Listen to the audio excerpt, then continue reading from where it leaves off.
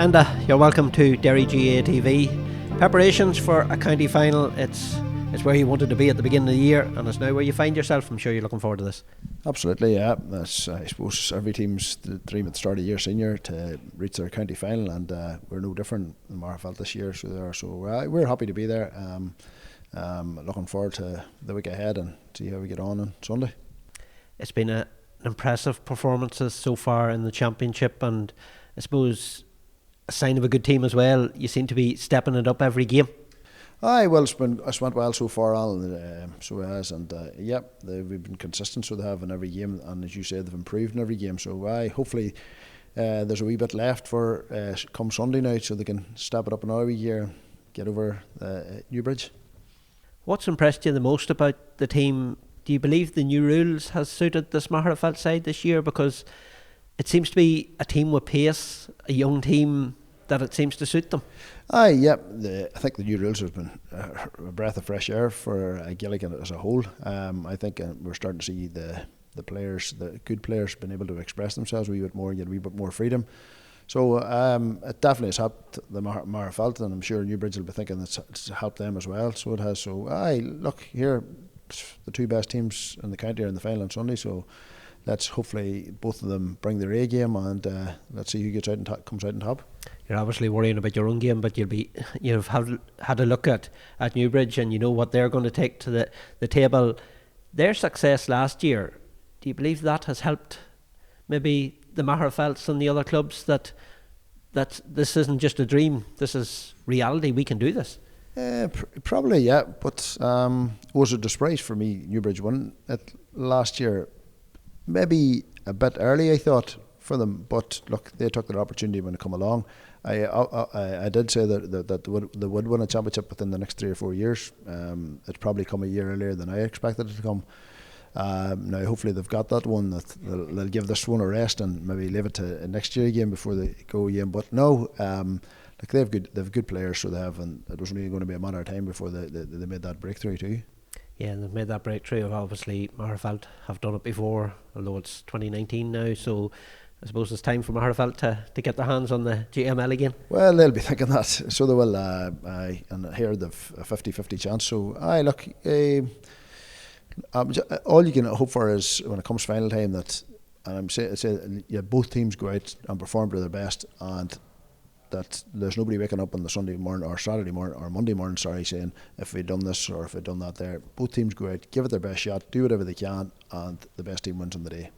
Obviously Gavin Devlin's the manager. What sort of man is he to work with?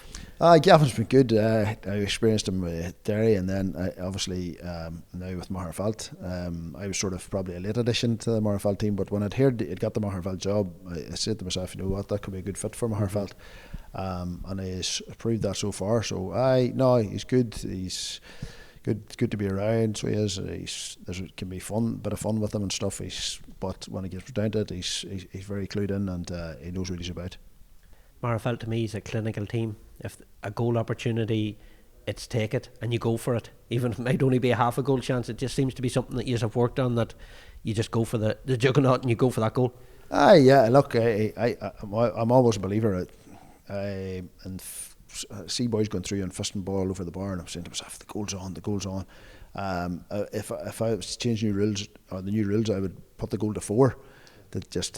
For the 2-pointer. But look, I think they do go and search for goals. I've seen teams go on past, like Cross McLean, teams like that there, when they got in round there, they're always looking the goal, they're hunting the goal down.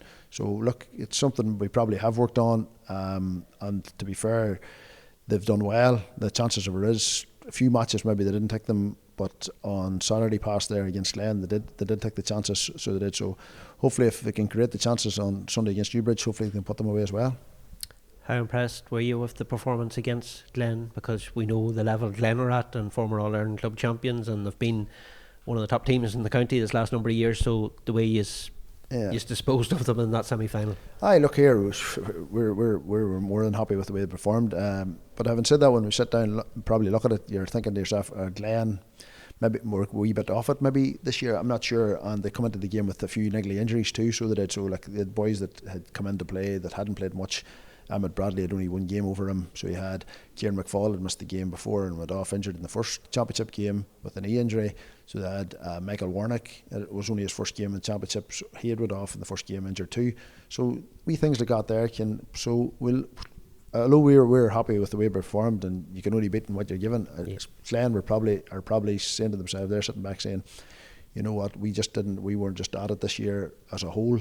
And they'll be looking at themselves and saying for probably getting themselves right for next year as well. So as good as we were, you'd probably have to say Glen mightn't have reached the heights that we know they're capable of either.